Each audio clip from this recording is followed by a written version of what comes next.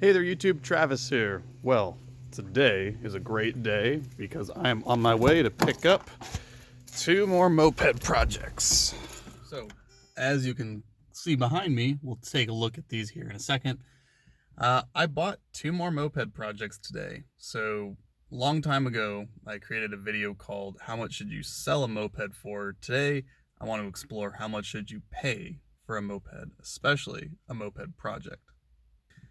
So we'll cut to the chase with this one. I spent $200 for 2 Honda Hobbits. I don't know much about them, but I do know that neither of them have been running. Most of them are all original, and they're going to take a lot of work to get back on the road. Originally, this seller wanted $500 for both, and I know just from having done a couple Hobbits at this point that my labor, my time, the materials I'm going to have to buy, it really just wouldn't be worth it at this point. I think back to the very first moped I ever bought, which I still have, my 1978 Puch Maxi, my blue one, which had a rusted out tank, which had, it was non-runner status, it was missing parts, and I paid almost $400 for that bike. It was titled, but in my opinion, I overspent a little bit for that. It's okay to overspend for your first moped project, but I think once you have a few under your belt, you can, afford to take some liberties and be a little bit more critical for the bikes that you find. Also, mopeds have become trendy lately, and I still support not overspending on mopeds. I live in Portland, Oregon. This is a really hipster city. There's a moped shop here that sells bikes for $1,000 plus, but still, there are deals out to be had, and these 2 bikes behind me are a great example that they still exist. Let's go ahead and take them out and really take a look at what we have. These are just my thoughts on the subject, but I haven't been shopping for Craigslist, OfferUp, Facebook Marketplace mopeds for a while now. These are some of the learnings that I've found.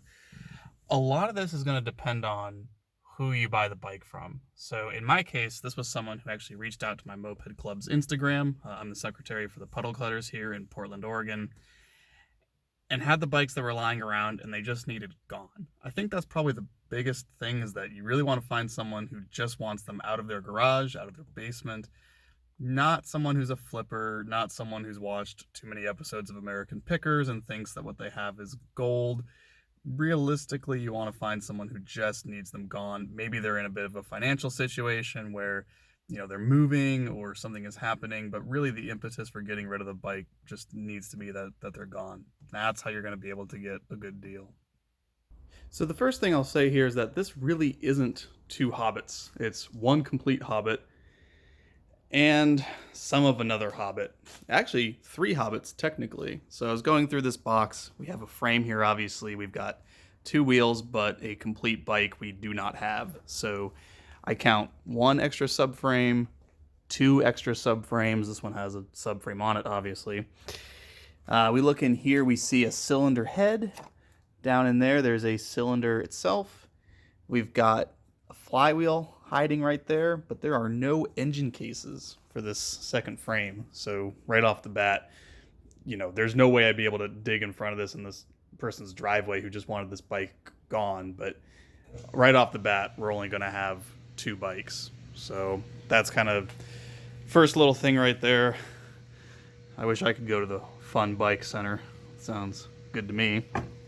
So we think about, from a larger perspective, why you should only pay, smaller amounts for bikes that are original and maybe even they've been into, like this one. So this bike has a 70cc kit. And apologize for the light here, but you can tell because this is a good Nikasil cylinder, and the original Honda Hobbit not bottom end, the original Honda Hobbit cylinder would be black cast iron. So this is a 70 kit. We don't know much about it. We know someone installed it. Apparently this bike has never run, according to the owner. It's always been a bit of a forever project. I see a few things here that are a little strange. So obviously we've got hacked wiring. So this is going to be coming from the stator down there, should be. We've got this big mess right here, and it looks like to achieve a common ground, we've got a nice glob of solder right there, so we'll have to deal with that. This is the rectifier. I think it's been a minute since I've looked at Hobbit wiring, but we'll go through all that. Down here at the carb, obviously our throttle cable is not hooked up, but also something I noticed is that For the reed block, these have all been replaced. So normally from the factory, there's Phillips head socket screws right there. And these are all different kinds of bolts that have been put in. This one has a couple extra washers stacked on it, so I'm really hoping that that doesn't mean that the case is stripped out. Looking up a little higher here, so they did do me one favor, in that they replaced the plastic Hobbit headlight assembly here with a European style,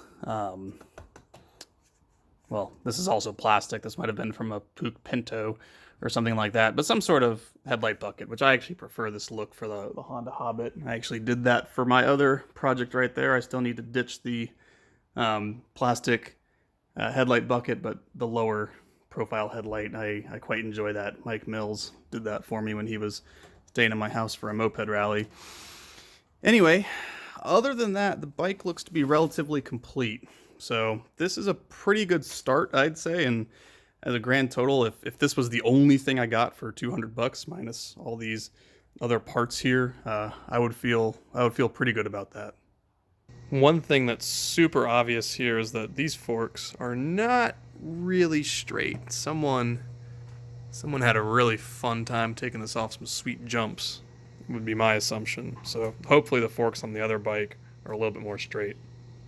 So before I wrap up this video, I want to talk about some things that I really think about when I'm looking at a bike that's been sitting for a long time, whether it's all original or it's been messed with. A few kind of initial money items I look at. So obviously the tires. This one still has the original Michelins in the front. They're actually totally chipping apart. More often than not, these Michelin tires are cracked and dry rotted.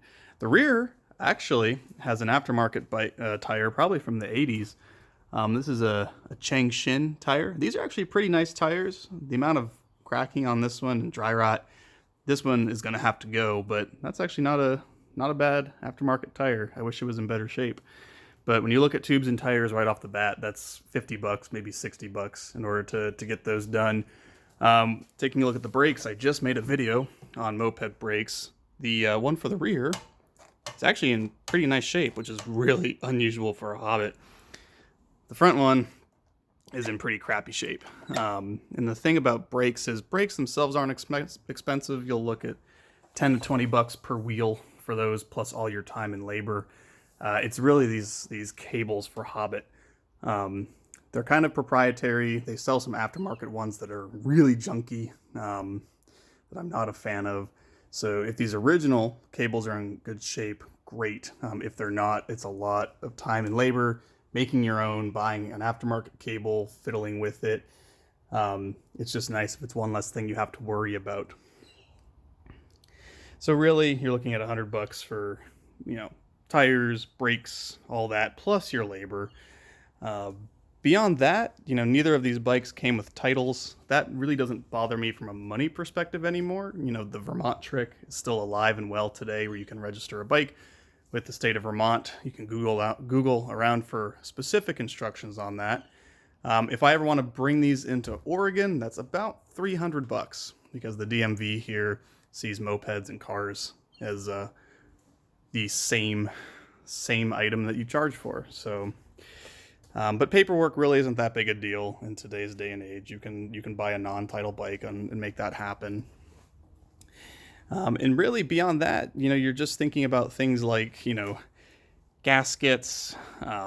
Really, if the bike is complete, you're in decent shape, but really it's just all your time to go through the wiring, go through the engine, making sure everything is up to snuff here before it becomes a daily rider. So all that in mind, if at the end of the day, if you get a kind of a scratch and dent, reliable beater moped, and you're in it about $500 to $600 between parts, labor, and the original purchase price, I think you've done a good job. So all in all, even though there's no cases for the other Hobbit that we picked up here, I think it's pretty neat that, these bikes are still around. You can still pick them up for next to nothing. You can still fix them with basic tools and basic knowledge, and have something that you can actually ride around and ride to work and have use. So All right there, YouTube. Well, I've got a lot of work to do to at least get this one project on the road. We'll be checking in here with some updates, with work we do on this.